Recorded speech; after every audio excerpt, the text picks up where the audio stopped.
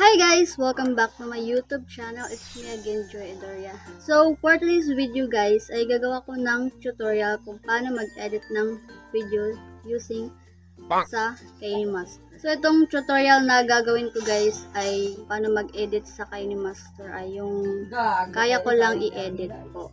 And disclaimer, hindi po ako professional na editor.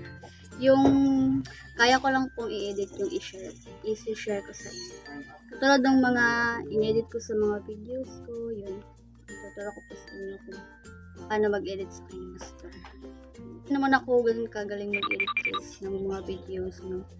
Yung kaya ko lang po talagang i-edit. At yung mga nalalaman ko lang.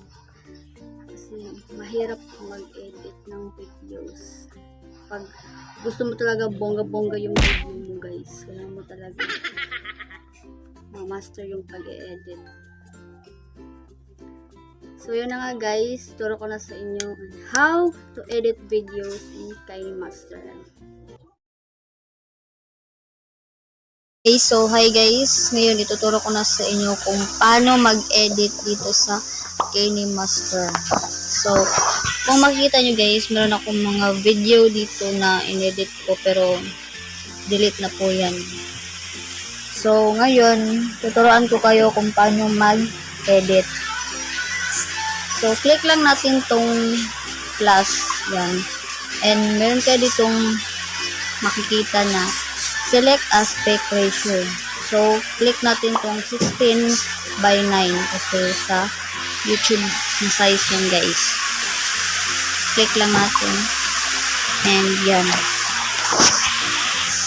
Tapos meron kayo makikita dito na media, audio, voice at layer. So, click natin yung media.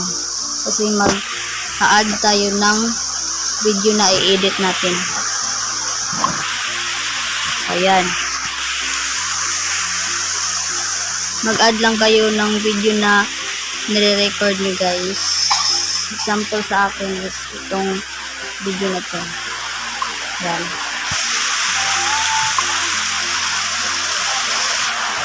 So, ngayon naman ay tuturuan ko kayo kung paano maglagay ng mga effect. Bago kayo maglagay ng effect guys, ikakat nyo muna yung mga parts na ayaw nyo gustong makita. Or yung mga may mga mali kayong salita sa video nyo.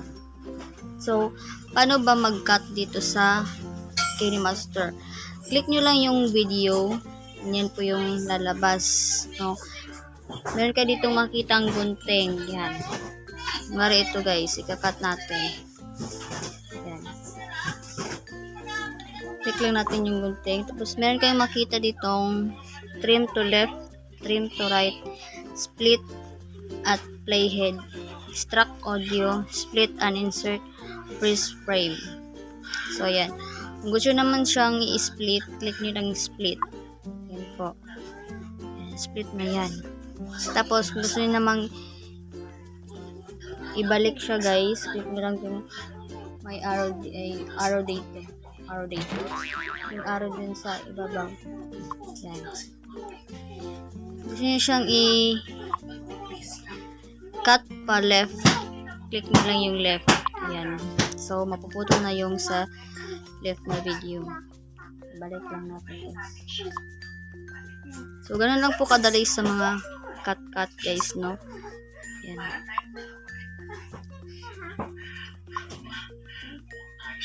Sa cropping guys, kung gusto namang i-zoom yung mukha nyo, click nyo lang yung crop. Yan. Kung makita nyo sa start position, yan. Start position, tapos sa end position. Yan guys. So, mari ito guys. Split lang natin. Yan. Tapos, click natin tong unang video. Click natin tong crop. Sa end position is, gusto nyo i-zoom. Yan. Pagpasensya nyo na yung mukha ko dyan guys. So,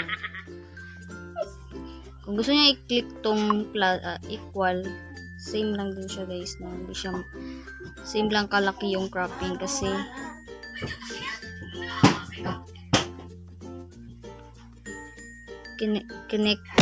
clinic nyo yung equal. Kapag hindi, ito yung mangyayari guys.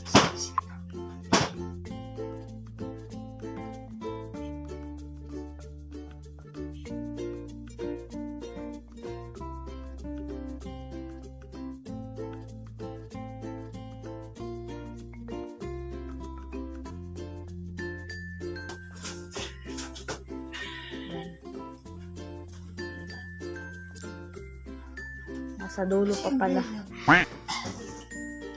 So, yun lang kadali guys sa cropping. No. Madali lang naman mag-edit dito sa KineMaster. Lalo na kapag alam mo na yung pag-e-edit. Kasi ako, hindi naman ako ganun ka galing mag-edit din guys. Yung makakaya ko lang at yung mga nalalaman ko lang yung kaya kong i-edit. And kapag gusto niyo namang mag-add ng another video, click niyo lang ulit yung media. Yan. Kunwari guys, mag-add ako ng intro. Ayan. Yan yung intro ko guys. No? So, ganoon lang kadali mag-add ng another video. So, next naman, dito tayo sa layer. Gusto nyo mag-add ng image, click nyo lang tong image. May nakalagay dito na image, effect, overlay, text, and handwriting. So, click lang natin yung image kung gusto nyo mag-add. Kunwari itong picture. Add tayo ng picture.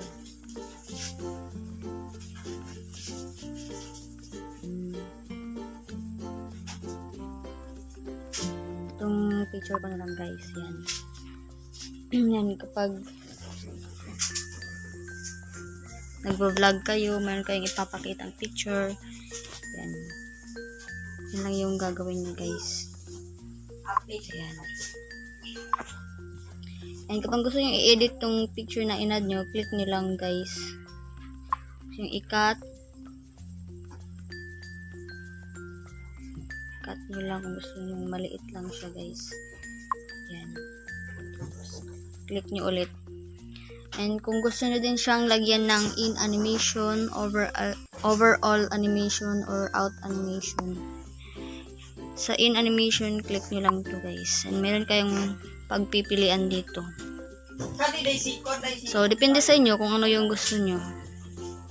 Fade, pop, slide right, slide left, slide up, slide down, or spin CW. So, marami naman dyan guys. Depende na sa inyo. Sa overall naman guys is sa lahat na yan, in and out na yan. Yan.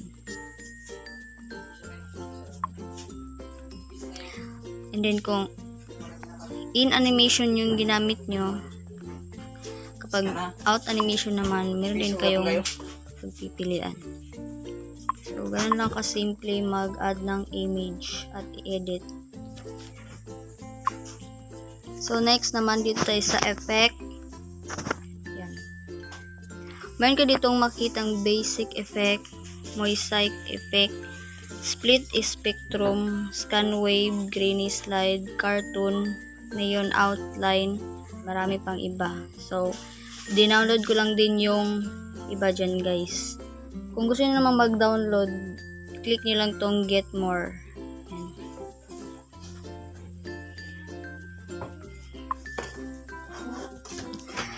So, kung gusto namang skip blurred yung mukha nyo guys, click nyo lang tong basic effect.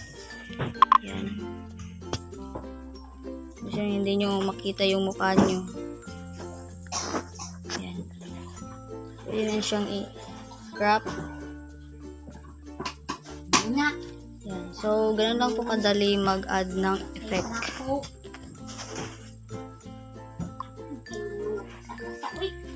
So, next naman, dito tayo sa overlay. Yan.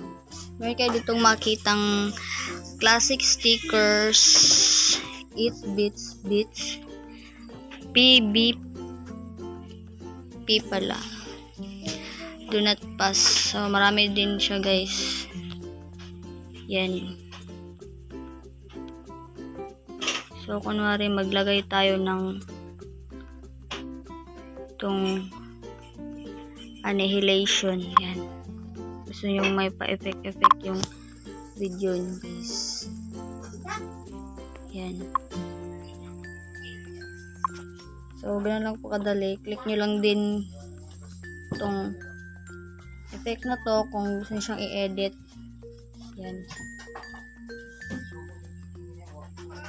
So, ganun lang po kadali maglagay ng overlay.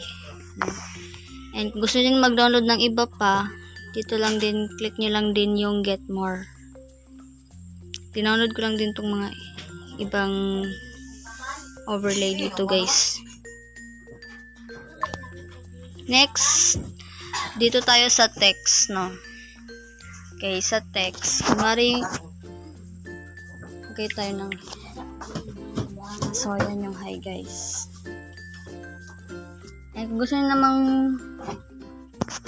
palitan yung font niya, click nyo lang tong letter A.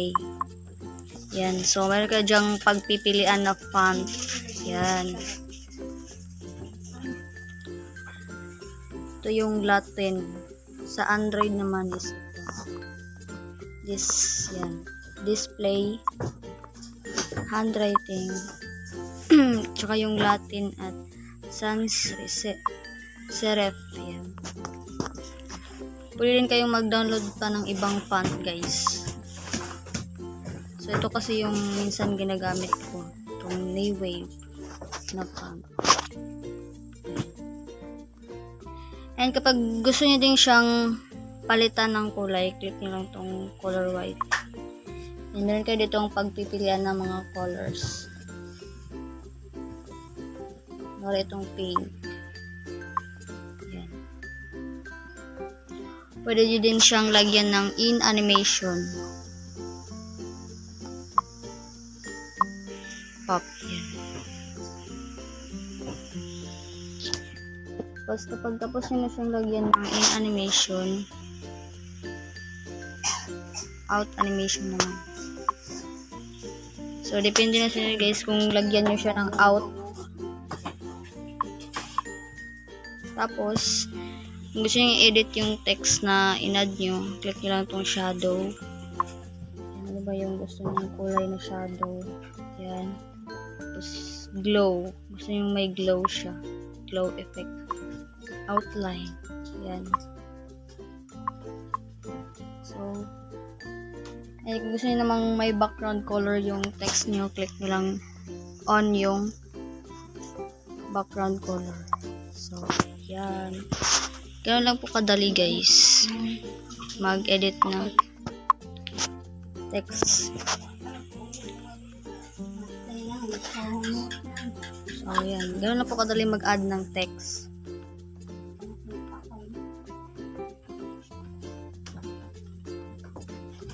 Ito namang handwriting, guys. Click nyo lang. Kung gusto nyo mag-draw kayo dyan. And kung gusto kayong kita na maklaro ka agad, lagyan nyo lang ng circle. Yan. Pag ano. Madali lang naman, guys. Pero hindi ako gumagamit ng handwriting.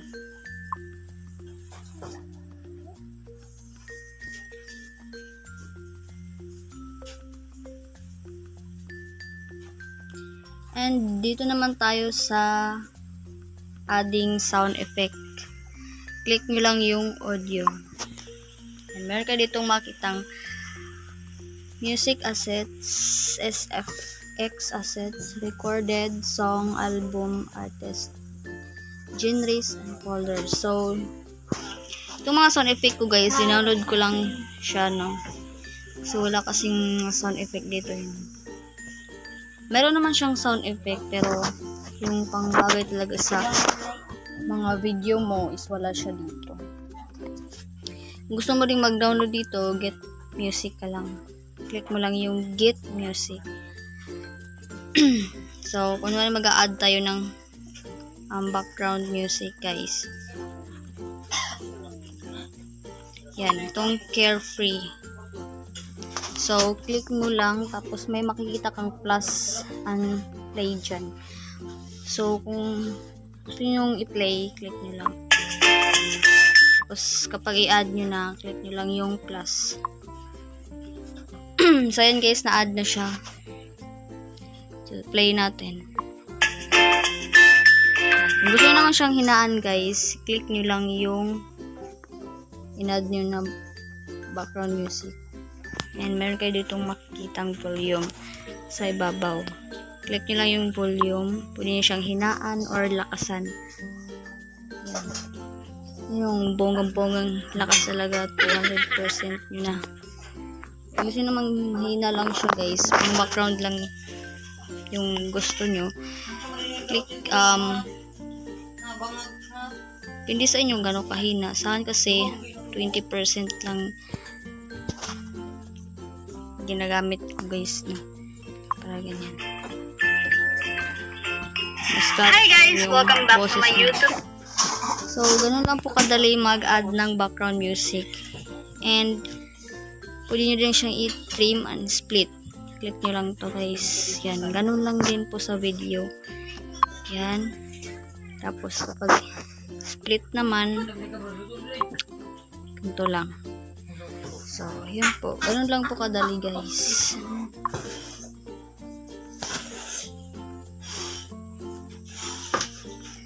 And ito namang ito, guys, yung audio filter. Kung gusto nyong ibahin yung audio filter ng music, click nyo lang tong voice changer na Chipmunk. Yan, mag-iiba na yung boses nito, guys. Video using Wait lang. Pasa natin. sa Master. Diba, nag-iba siya. Meron din ditong robot, deep, and modulation. So, meron kayong pagpipilian dyan, guys. So, yun lang. And, kung gusto nyo naman mag-download pa ng mga ibang effect and sound effect dito sa KineMaster, click nyo lang tong KineMaster Asset Store. Yan. Marami kayong pagpipilian dyan, guys, no? Wala tayong network connection. Pagpasensyahan nyo na, guys. And dito naman sa may gilid, guys, meron kayong napapansin dyan. Ito. Click nyo to. Then yung export and share. No? Gusto nyo i-export na yung video na ginagawa nyo. And ito namang setting. Project setting pala to.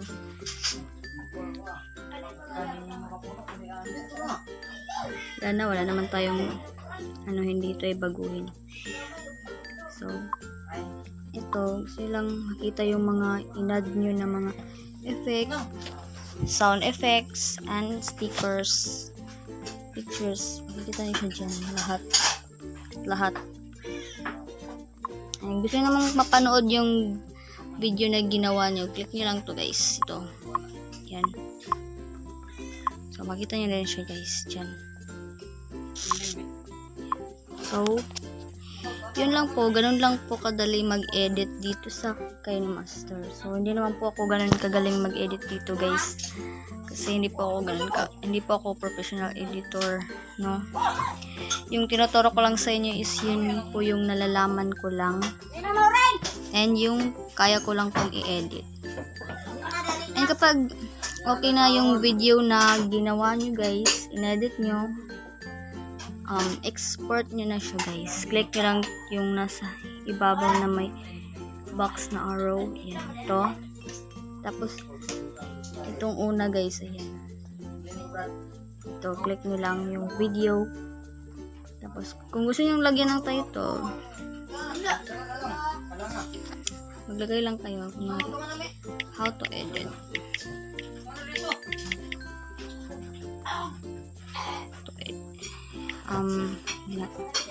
editing, ganun. Sample lang yan guys. Para mas madali nyo lang siyang lalo na kapag marami kayong ini-edit, kailangan nyo talagang lagyan ng title. So kapag gusto niyo siyang tingnan guys, before niyo siya i-export, click niyo lang tong play. Ayan.